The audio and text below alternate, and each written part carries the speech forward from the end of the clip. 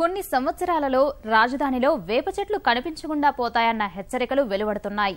బహుళ ప్రయోజనకరమైన వేప చెట్లు పరాన్నజీవి బారిన పడడమే దీనికి కారణం. ఆహారం, ఆశ్రయం కోసం వృక్ష సంపద మీద ఆధారపడే పరాన్నజీవి నగరంలోని వేప చెట్లకు ముప్పులా పరిణమించింది. ఇప్పటికైనా అధికారులు స్పందించి పరాన్నజీవిని తొలగించకుంటే వేప చెట్లను కోల్పోతామని నిపుణులు హెచ్చరిస్తున్నారు.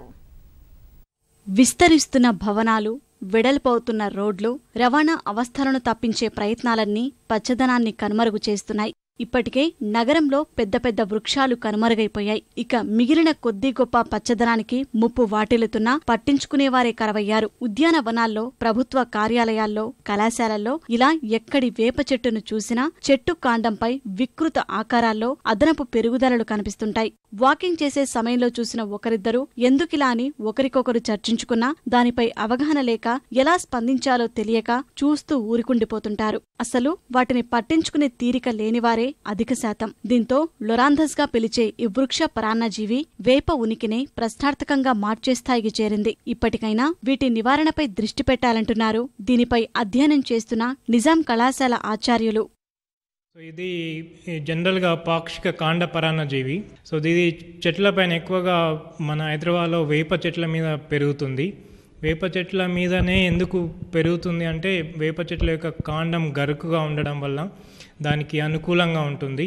తర్వాత వేప చెట్లు ఎప్పుడు ఎవర్ గ్రీన్గా ఉంటాయి, ఈవెన్ ఎండాకాలంలో కూడా ఆకుపచ్చగా ఉంటాయి కాబట్టి దీనికి ఎప్పుడు త్రూఅవుట్ ఇయర్ మినరల్స్, న్యూట్రియంట్స్ లభిస్తాయి కాబట్టి ఇది ఎక్కువగా వేప చెట్ల మీద పెరుగుతుంది. కానీ ఇప్పుడు విచ్చలవిడిగా పెరిగి కంప్లీట్గా నీమ్ ట్రీస్ పైన మొత్తం ఆక్యుపై చేసుకొని ఫైనల్గా నీమ్ ట్రీస్నే చంపేసే పొజిషన్కి తీసుకొస్తుంది. మనం నీమ్ ట్రీస్ను కాపాడుకోవాలంటే ఈ పరాన్నజీవిని వెంటనే తీసేయాలి నీమ్ ట్రీస్ నుండి. అది ఎవరు చేయాలంటే జిహెచ్ఎంసీ వాళ్ళు, హెచ్ఎండిఏ వాళ్ళు దీన్ని ఐడెంటిఫై చేసి ప్రతి నీమ్ ట్రీస్ పైన ఉన్న వాటిని బ్రాంచెస్ని కట్ చేసి అవైనా స్ప్రే చేస్తే, ఎరాడికేట్ చేస్తే ఇది వెళ్ళిపోతుంది. కొత్త వాటిపైన అట్లీస్ట్ మనం ఇప్పుడు పెట్టే వేప మొక్కల పైన రాకుండా అది ఉంటుంది. ఫ్యూచర్లో దీని నుంచి వేప చెట్లను సేవ్ చేసుకోవచ్చు.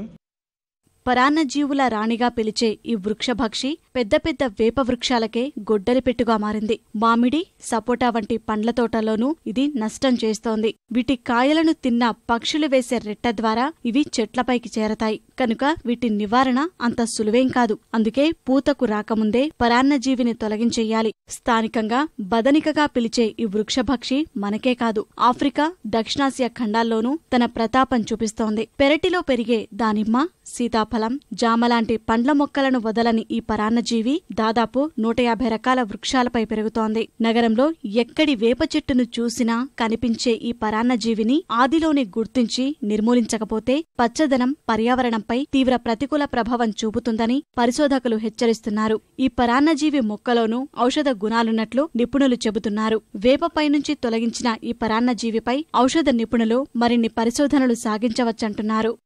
డిసడ్వాంటేజెసే కాకుండా అడ్వాంటేజెస్ కూడా కొన్ని ఉన్నాయి. వాళ్ళు ఫార్మాస్యూటికల్ కాలేజ్ వాళ్ళు, ఇన్స్టిట్యూట్ వాళ్ళు, తర్వాత కెమిస్ట్రీ వాళ్ళు కొన్ని ఫైటోకెమికల్ స్టడీస్ చేసి దీంట్లో ఈ ట్యూమర్స్లో, తర్వాత దీని ఆకుల్లో యాంటీ ఆక్సిడెంట్ ప్రాపర్టీస్, కెమికల్స్ ఉన్నాయని చెప్పి వాళ్ళు రివీల్ చేసిండ్రు. తర్వాత దీనిపైన ఫైటోకెమికల్ స్టడీస్ చేస్తే దీని నుండి మనం క్యాన్సర్కు డ్రగ్ తయారు చేసుకోవచ్చు. మనం దీన్ని ఇలా ఔషధంగా కూడా యూజ్ చేసుకోవచ్చు.